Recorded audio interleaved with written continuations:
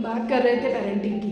पहले की पेरेंटिंग और अभी की पेरेंटिंग में बहुत डिफरेंसेस है, बट जब मैंने इसके बारे में सोचा, आपको एक एग्जांपल बताती हूँ कि मैं छोटी थी तब से मुझे बड़ों की हेल्प करवाना अच्छा लगता था।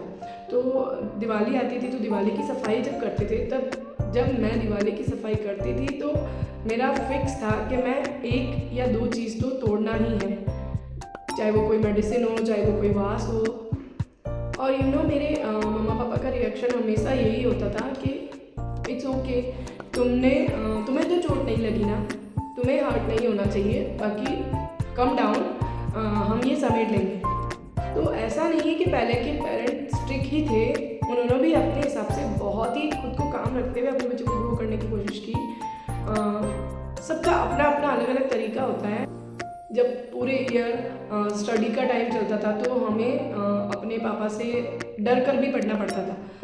मेरे पापा ने कभी भी हम पे हाथ नहीं उठाया, बट फिर भी हमारे मन में एक डर था उनको लेके, तो हम इसके लिए पढ़ते थे, दैट इज़ ट्रू।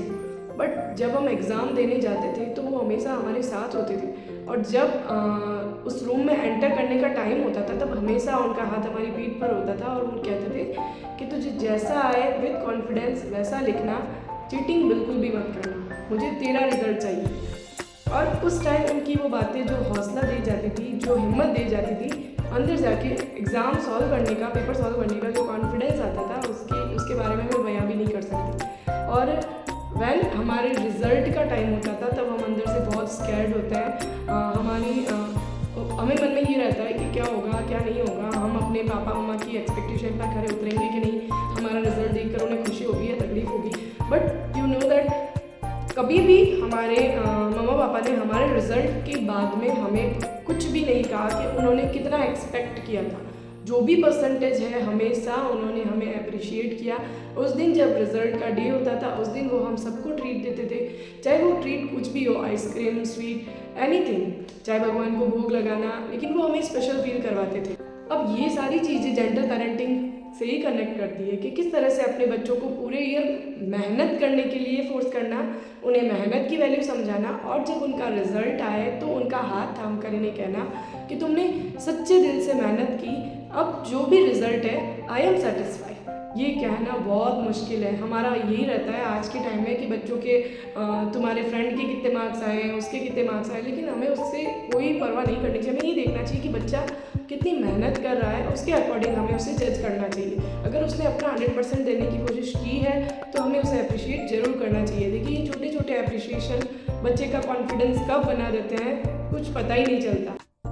एक छोटी सी स्टोरी शेयर करना चाहती हूँ। जब मैं छोटी थी तो फर्स्ट टाइम मुझे स्टेज पे बोलने के लिए कहा गया कि आपकी क्लास में टर्न बाय टर्न सबको ये स्टेज पे जाके कोई स्टोरी सुनानी है। तो वो मेरे लिए लाइफ में पहली बार था, तो मैं अंदर से इतनी ज़्यादा डरी हुई थी कि मैं अपने पापा के पास जाके बोली कि डैडी मुझे नहीं आता, मैं नहीं बोल सकती, मुझे बहुत डर लगता है। तब उन्होंने मुझे बताया कि बेटा आज आपको मौका मिला है तो आप आज ही इसके लिए कोशिश करोगे तो आप ज़रूर जीत पाओगे, लेकिन अगर आप सोचोगे कि मैं कुछ समय बाद करूँगी तो वो टाइम कभी भी नहीं आएगा। उनकी इस बात ने मुझे हिम्मत दी, उन्होंने मुझे स्टोरी भी बताई। मैं आप सबसे शेयर करना चाहती हूँ, थोड़ा सा ही टाइम लूँगी आपका। कि एक बार एक किसान था, वो थोड़ा लेज़ी था, वो अपने खेत में काम करता था, बस उसकी रोजी रोटी चल रही थी, उसको ज़्यादा मेहनत करना पसंद नहीं था। पर अगर वो थोड़ा सा दिमाग लगा के ज़्यादा मेहनत करता तो शायद वो और बहुत ज़्यादा अर्निंग कर सकता था, बट वो हमेशा लेजीनेस के साथ ही काम करता था। एक दिन क्या हुआ, वो खेत में बैठा था तो एक पोटली मिली। जब उसने उसे खोला तो उसमें कुछ चमकीले पत्थर थे। वो उसी लेजीनेस के साथ, उसके अंदर उसको लेके भी कोई एक्साइटमेंट नहीं था, उसने उसी लेजीनेस के साथ बैठे बैठे उन पत्थरों को कौवों को उड़ाने में, पक्षियों को उड़ाने में बर्बाद कर दिया। अब एक पत्थर जब उसके पास बचा तो उसने सोचा ये मैं घर पे लेके जाता हूँ, मेरा बच्चा इसको देख के खुश हो जाएगा। और जैसे ही वो उसे लेके घर पे गया, बच्चा उसे देखकर बहुत खुश हुआ, वो उसे खेलने लगा। कुछ दिनों बाद वो उनके घर पे एक जौहरी आया, तो वो उनका दोस्त था। तो जैसे ही उस जौहरी ने उस पत्थर को उनके हाथ में देखा तो उसने रिसेंट देखते ही कहा कि तुम्हें ये पत्थर कहाँ से मिला। उसने कहा कि ये मेरे खेत में मुझे मिला था। तो जौहरी ने कहा बेवकूफ़, ये कोई पत्थर नहीं, यह एक कीमती हीरा है। इतना कहते ही उस किसान ने अपने सर पे हाथ रखा और पछताने लगा कि ये हीरा इतना कीमती है जिसकी वैल्यू सोचना भी बहुत मुश्किल है मेरे लिए। मेरी पूरी ज़िंदगी मेरी साथ पुश्ते आराम से बैठ के खा सकती थी अगर मैं उन पत्थरों को, उन पक्षियों को उड़ाने में बर्बाद नहीं करता। तो देखिए, इसमें हमें दो सीख मिली कि एक तो जब तक इंसान का सही समय नहीं आता उसे वो चीज़ नहीं मिल सकती, और बिना मेहनत किए वो चीज़ मिलना इम्पॉसिबल है। किसान कभी भी इस चीज़ के लिए एफर्ट्स नहीं लगाता था कि मैं अपने आप को और ज़्यादा ग्रो कर सकता हूँ। तो और दूसरी सबसे बड़ी सीख जो मेरे डैडी ने मुझे समझाई कि आपके ये जो हीरे हैं, जो ये पत्थर हैं, आपके जो दिन हैं, ये लाइक इन हीरो की तरह ही हैं। ये इतने वैल्यूएबल हैं और आपका एक एक दिन निकल रहा है, और जब ये सब ख़त्म हो जाएंगे फिर आपके पास वो टाइम नहीं बचेगा जो टाइम आप ग्रो करने के लिए अभी यूज़ ले सकते हो। You have to utilize your time, you have to do something today. हमें आज अभी जो भी करना है वो अभी ही करना चाहिए, हमें कभी उसे कल पर नहीं डालना चाहिए। तो हमें ये चीज़ सुन के समझ आता है कि हमारे पास इतना वक्त लाइफ में नहीं होता है, चाहे हम बच्चे हैं चाहे हम बड़े हैं। We have less time to grow. तब उस स्टोरी ने जो मुझे सीख दी, मैंने उस स्टोरी को समझा और स्टेज पे जाके बोलने की कोशिश की। फर्स्ट टाइम मुझे बहुत एजिटेशन हुई, मेरे पैर कांप रहे थे, पूरा स्वेट हो रहा था फेस पे, बट फिर भी मैंने हिम्मत नहीं आई क्योंकि उस टाइम एक बेटी के साथ उसके पापा के हौसले थे। तो ये इतना आसान नहीं है लाइफ में कुछ भी समझ पाना। मैं इस चीज़ को सोच के ही बता सकती हूँ, मैं इमोशनल हो रही हूँ।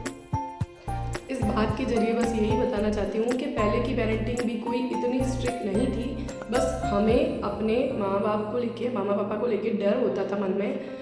उसकी वजह से हम काम को ज़्यादा एफर्ट्स के साथ करने की कोशिश करते थे। तो वहाँ वो भी सही था, उसकी ज़रूरत थी, क्योंकि जब हम बच्चे होते हैं तो हमें अपना भला बुरा समझ में नहीं आता। अब इन दो बातों में कितनी सारी चीज़ें छुपी है कि किस तरह से पेरेंट हमारा कॉन्फिडेंस बिल्ड करते हैं, किस तरह से वो हमें हौसला देते हैं आगे बढ़ने का और मेहनत करने की। लाइफ बहुत छोटी है और हमारे दिन उन हीरो की तरह हैं जो एक एक करके निकलते जा रहे हैं। हमें जिस टाइम जहाँ ग्रो करना है उसी टाइम उसकी कोशिश करनी पड़ेगी, क्योंकि इसका कोई शॉर्टकट नहीं है। Life is too short to get success. हर पेरेंट अपने बच्चों के लिए बेस्ट करते हैं, उन्हें कॉन्फिडेंट बनाने के लिए, उन्हें सब कुछ सिखाने के लिए।